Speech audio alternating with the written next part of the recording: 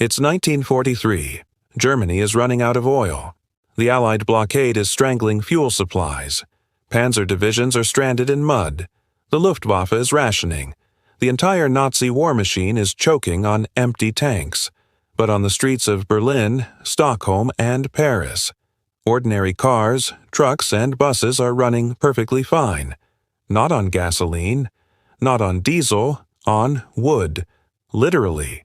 Chunks of wood loaded into a metal canister bolted to the side of the vehicle.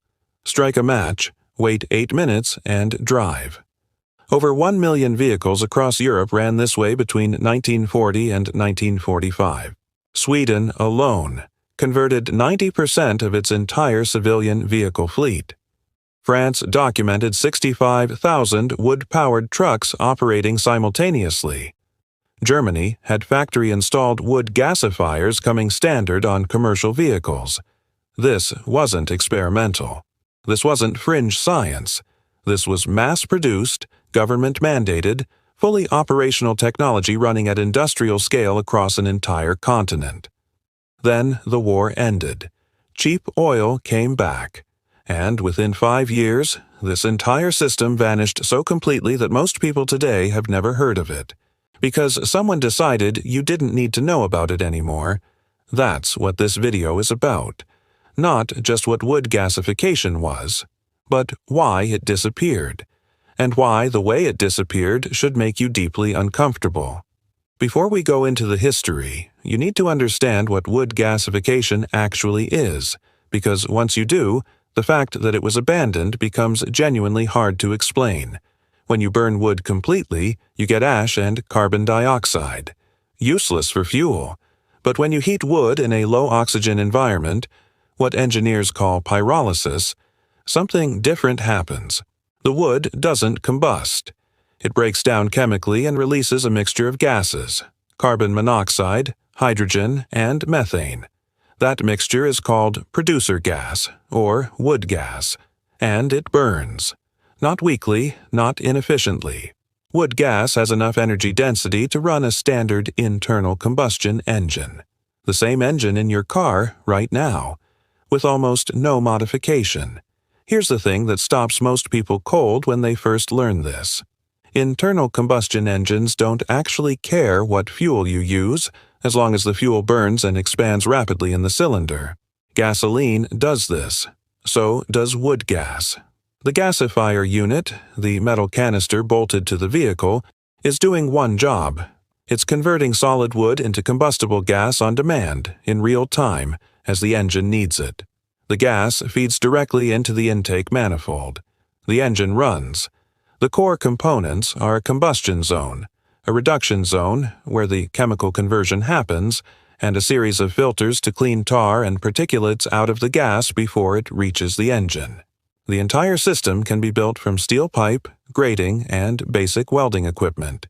No rare earth minerals. No petroleum inputs. No specialized manufacturing. The fuel itself, dry wood chunks or charcoal, is available on every continent on Earth, in every climate, in every century of recorded human history. This is the part you need to sit with for a moment. The technology to run a vehicle on wood has existed since the 1800s. The first documented wood gas vehicle was built in 1901. By the 1930s, European engineers had refined the system to the point where it was commercially viable. And then World War II forced an entire continent to prove it at scale. 1 million vehicles. 5 years. It worked. Now ask yourself, why did every government, every auto manufacturer, and every energy company collectively decide, the moment the war ended, that none of this was worth continuing? If you want the most complete historical record of wood gasification at national scale, you go to Sweden. Sweden was neutral in World War II, but neutrality didn't protect them from the economic consequences of global conflict. Sweden imported the vast majority of its petroleum. When the war disrupted global shipping lanes and oil supplies became unreliable, Sweden faced a straightforward problem. The country runs on vehicles, vehicles run on fuel, and fuel is disappearing. The Swedish government's response was methodical and thorough. They didn't wait for a crisis to become catastrophic. In 1940, they began a systematic national conversion program. The National Board for Economic Defense, Sweden's wartime planning authority, issued detailed engineering specifications for wood gasifier units. They standardized the designs. They trained mechanics. They published manuals.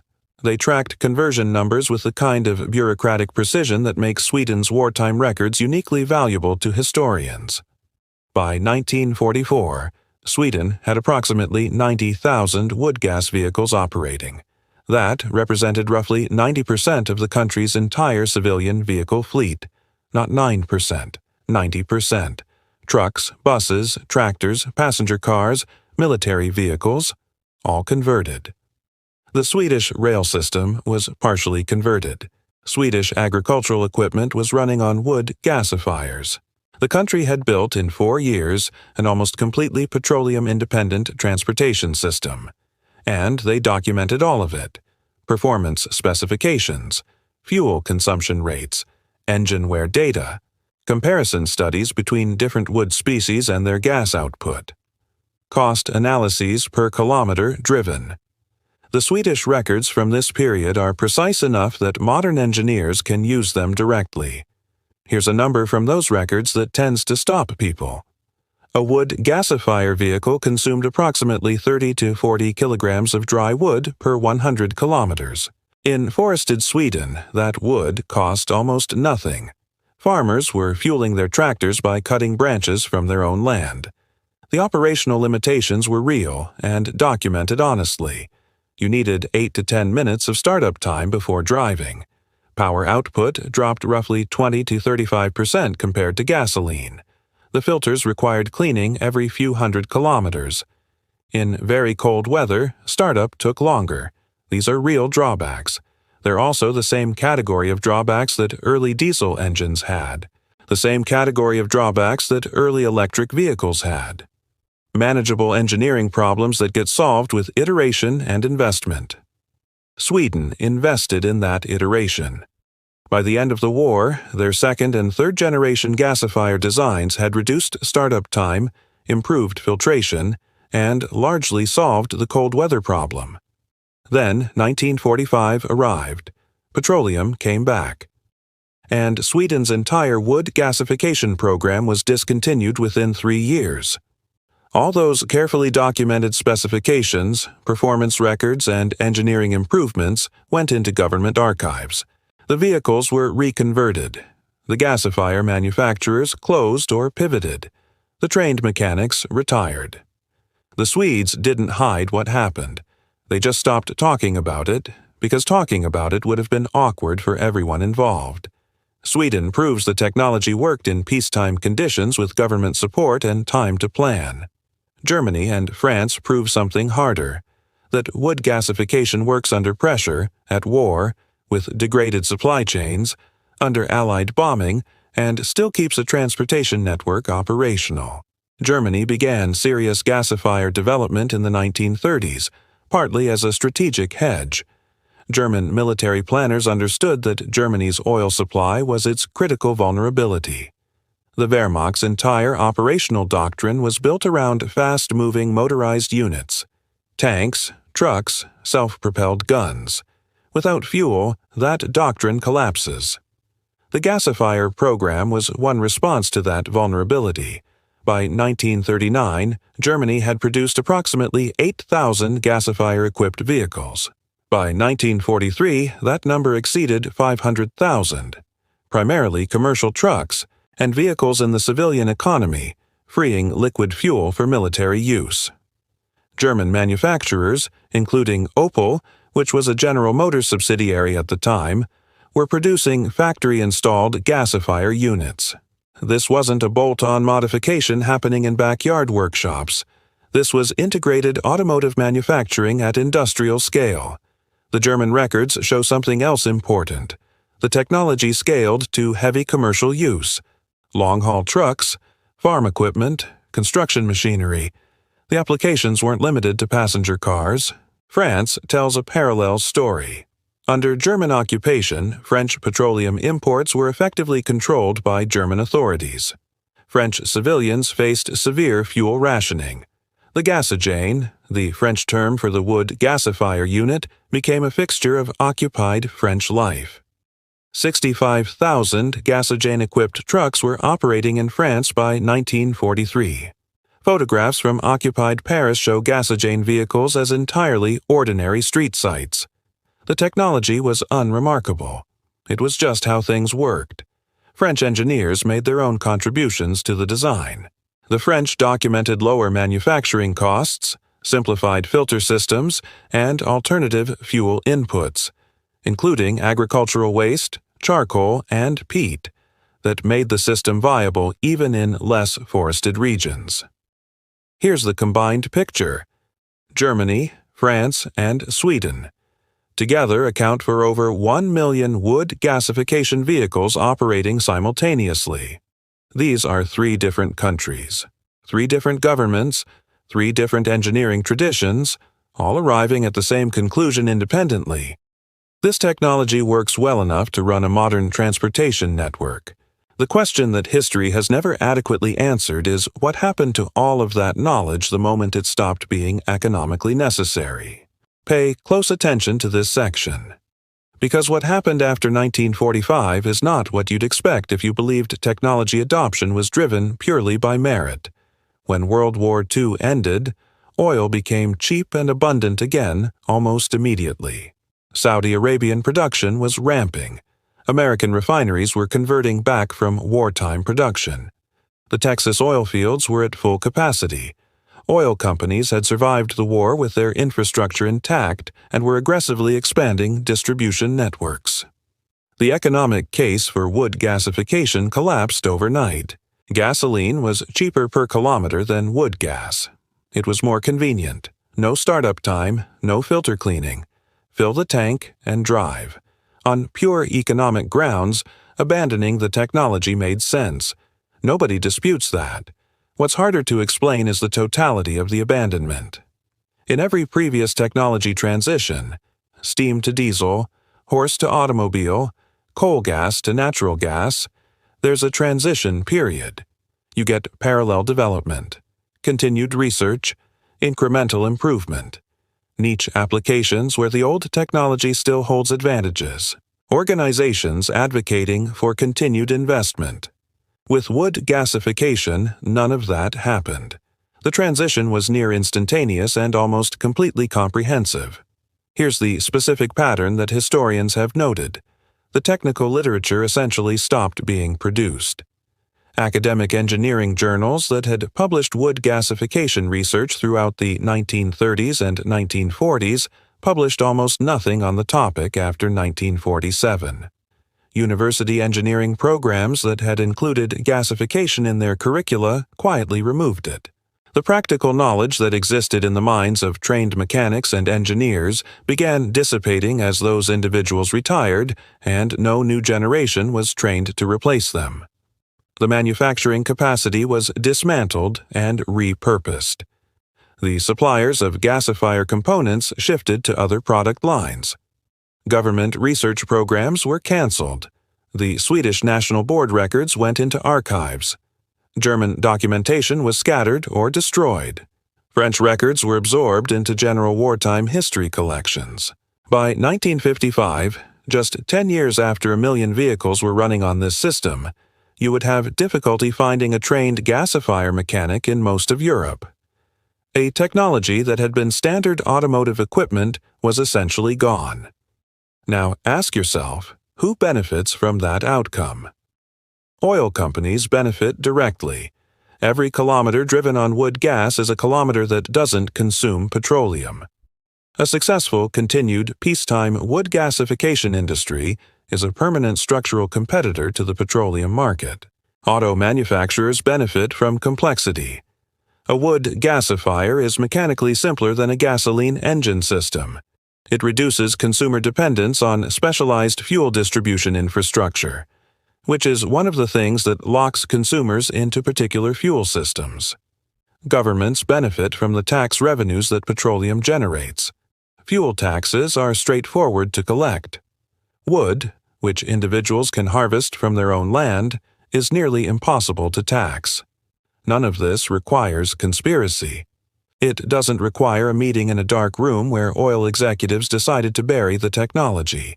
It just requires that every institution with structural incentives to deprioritize wood gasification did exactly that, simultaneously, for entirely rational reasons.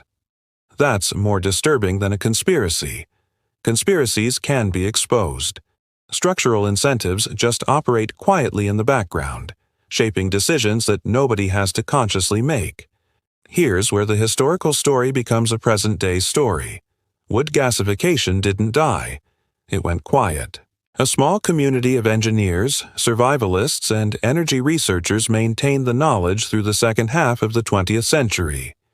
The FAO, the Food and Agriculture Organization of the United Nations, published a comprehensive wood gasification manual in 1986, specifically to preserve the wartime technical knowledge before the last generation of practitioners died. That manual exists. It's publicly available. It contains the engineering specifications, construction details, and operational guidance for building a functioning gasifier from basic materials. In the 2000s, rising oil prices triggered a small renaissance in gasification research. Engineers in Sweden, Germany, and the United States began revisiting the wartime designs and testing them against modern standards. What they found was striking. The wartime technology, designed in the 1930s and 1940s with the materials and knowledge of that era, performed almost exactly as documented. The Swedish records were accurate. The fuel consumption figures held up. The power output percentages matched. And when modern engineers applied current materials science, filtration technology, and engine management systems to the basic design, performance improved substantially. Modern gasifier designs show significantly better startup times, cleaner gas output, and reduced maintenance requirements compared to the wartime units. The technology didn't stagnate because it hit fundamental physical limits. It stagnated because investment stopped. Here's the current energy landscape this maps onto. Global energy security is now a front-page political issue in a way it hasn't been since the 1970s oil crisis. Europe spent 2022 and 2023 in acute crisis over natural gas supplies. Countries that had built energy policy around cheap, reliable petroleum imports discovered, again, that energy dependence is a strategic vulnerability. Wood gasification addresses that vulnerability in a specific way that current alternatives don't fully cover. Solar and wind are intermittent. Battery storage has mineral supply chain problems. Hydrogen has infrastructure costs. Biomass gasification, the modern industrial version of the same technology, is scalable, uses waste agricultural material as fuel, and produces a gas that can run existing internal combustion engines with minimal modification. There are rural communities in Scandinavia and Southeast Asia today running electricity generation on biomass gasifiers. There are agricultural operations in the American Midwest using gasification systems for combined heat and power.